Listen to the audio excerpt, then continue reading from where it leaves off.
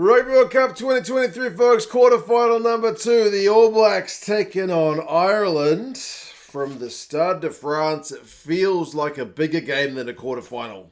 If that makes sense, this feels like a big deal.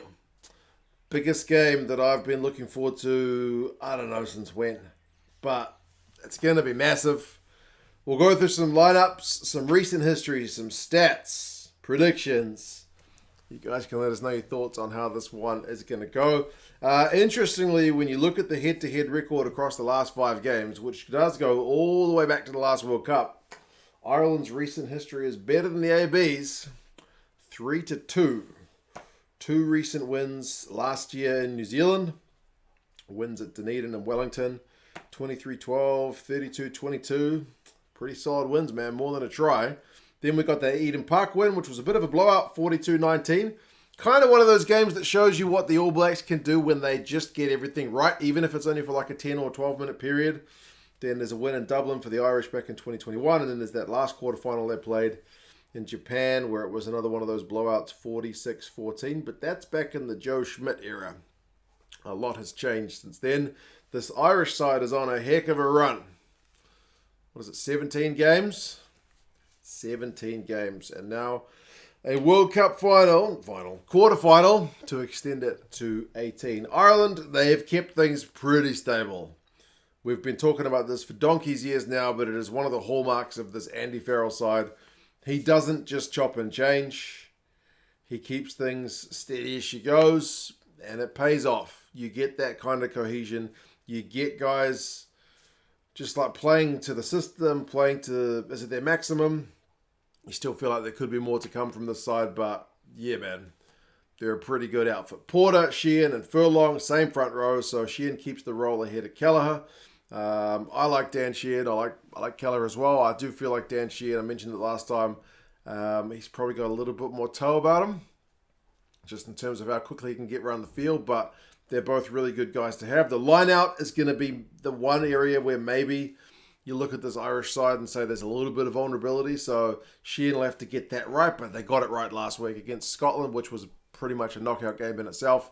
I think the Irish lineup was 100%, so they got things really well right, and Porter and Furlong will be looking to dominate at scrum time. Tadhg, Beirne, and Henderson continue on in the second row. James Ryan's absence from the squad is certainly the biggest name who's missing from the team sheet, so it's really bad timing for him. He was on the bench for the last game. He's not there at all for this one. So the second row is actually the same as it was last week. And then O'Mahony, Van der Flier, and Doris continue on at 6, 7, and 8. To throw some stats at you, I mean, in terms of tackles, you're looking at Caelan, Doris, you're looking at Van der Flier, you're looking at Beirne, you're looking at O'Mahony. Well, they're quite a unit. Those are your top tacklers for this Irish side. And Doris, he's your top forward for ball carries. So his game up against Savia is really an interesting little battle in itself, just because they both play really similar roles for the sides and how much they like to get the ball forward, how hard they are to kind of bring down. They're both kind of gangly looking guys when they run. They just, I don't know, they're just really hard to stop. So he's going to be a big important player for the Irish to get some ball over the advantage line. Like I mentioned, the turnovers and whatnot from those guys as well. As a key strength of this Irish side, but we'll get to the team stats in a second. Gibson-Park and Sexton continue on at 9-10. Sexton's captain, pretty same. Gibson-Park's quick distribution. Bloody hell, he can even play on the wing like he did last week. Played pretty well. And then Aki and Ringrose, 12 and 13. To throw some more stats at you, I apologise, I love a good stat, but Aki at this World Cup is the top Irish player for offloads, clean breaks, carries, and tries. So he is absolutely having career best form at a World Cup. What a time to do it. So, yeah, it's a long time ago since he played for the Chiefs here at Super Rugby. But man, he's good at the moment. The All Blacks are going to have to shut him down because he's been in form. And Ringrose's numbers aren't that far behind. So the Irish midfield's been dominant. And the good news is you got Mack, Hansen, and James Lowe fit after looking a little bit dodgy in the last game where they both ended up going off.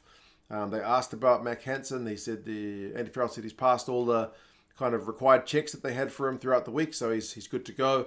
And then Hugo Keenan, the kind of bomb disposer, isn't that the moniker they've been giving him?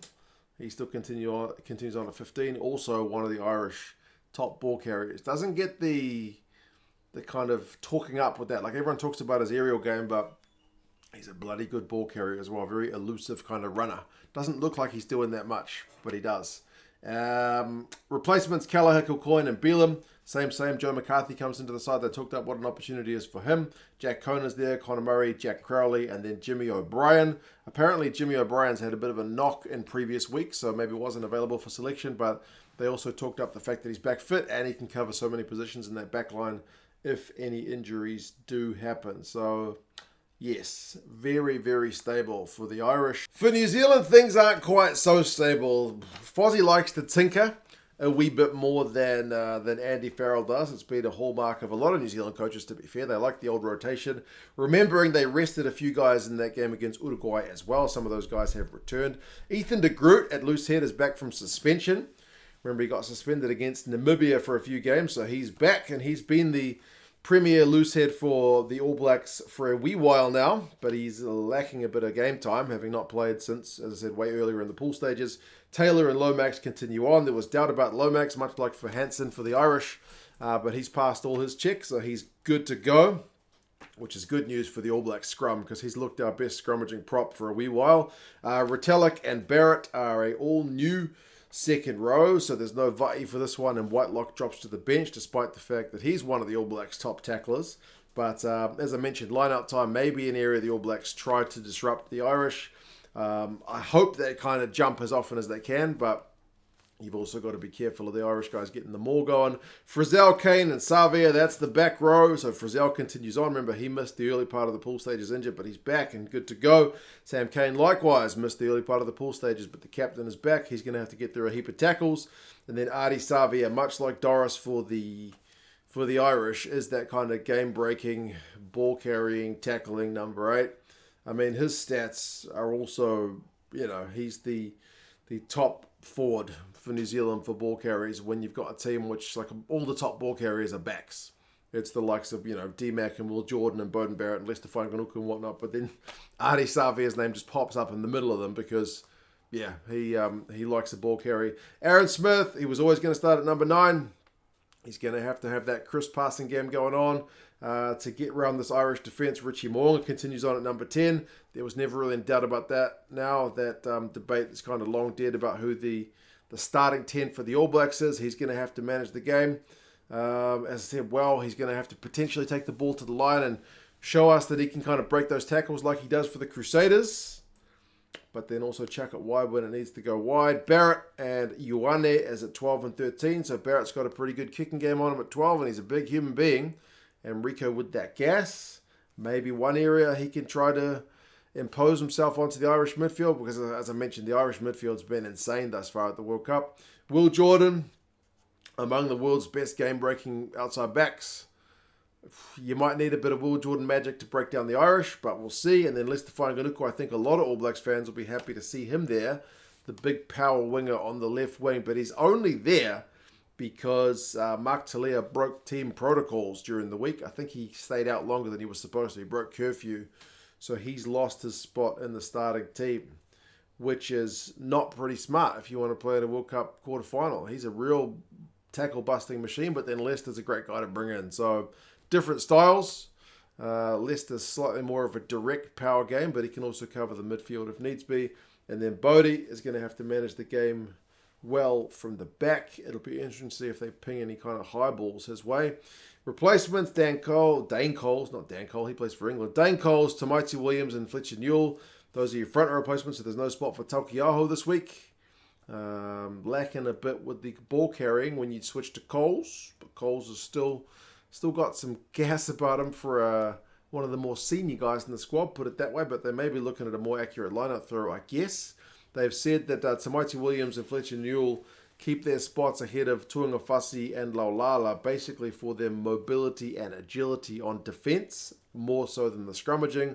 Whitelock and Dalton Papali'i on the bench, those are literally the two top tacklers for the All Blacks at this World Cup, both of them riding the pine. And then Finlay Christie ahead of Cam Roigard on the bench, again, they said for his defensive talent. So the All Blacks seemingly preparing to do a bit of defending from the bench anyway.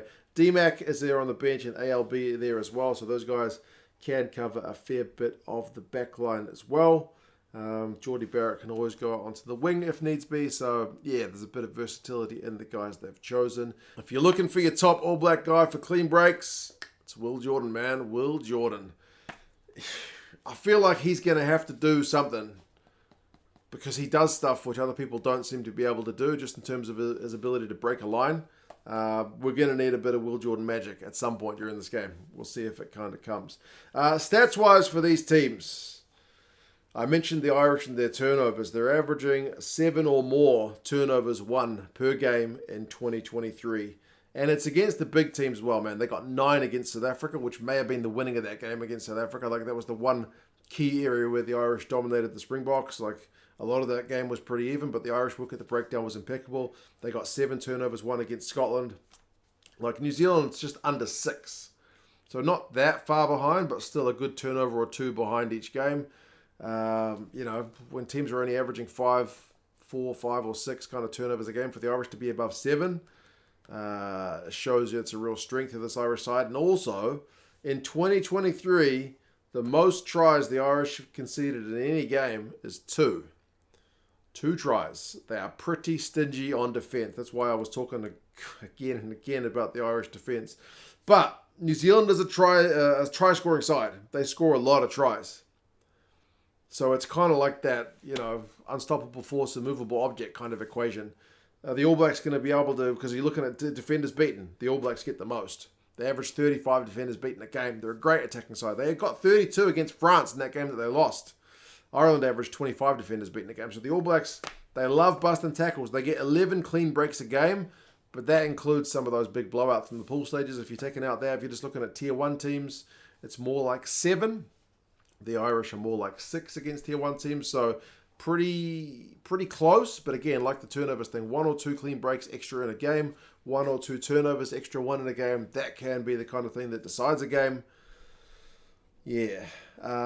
New Zealand have only conceded more than 2 tries, I think twice this year, and they were both against South Africa where they lost in London. They conceded a 5, and then they won the game where they conceded 3. At Mount Smart Stadium here in NZ. Both sides concede a similar amount of penalties, but interestingly, when the All Blacks discipline goes wrong, it tends to be in the games they don't do that well. So they conceded 14 penalties when they had that record loss to South Africa in London. They conceded 12 and they lost to France, where France only conceded single-digit numbers. So discipline's going to be key. Kicking from hand is a pretty similar amount. Both sides put a similar amount of boot to ball. The New Zealand lineout, I mentioned the lineouts, has over the course of this year been a fair bit better than the Irish one. The All Blacks are at 92%. The Irish are at 83%. But the Irish goal kicking's better. It's closer to 80% at 77%, whereas the All Blacks are at 70%. So, man, you just feel like, is it going to be a couple of missed lineouts? Is it going to be a few too many penalties? Is it going to be a few missed goal kicks? This game seems like it could be on a knife edge. Who knows what's going to be the difference maker, but I'm very much looking forward to it. Predictions-wise, there's not much in it, man. The bookies have got Ireland as 1-point favourites, and that's New Zealand bookmakers here in NZ. The Rugby Forecast algorithm is also putting Ireland as the favourites, but only with a chance to win of like 52.2%. So it's more or less a flip of a coin as to who wins this one with all the predictions. As I mentioned, the Irish side is on a heck of a winning run. It's the chance for Ireland to win their first ever quarterfinal. Both coaches were asked a little bit about the history.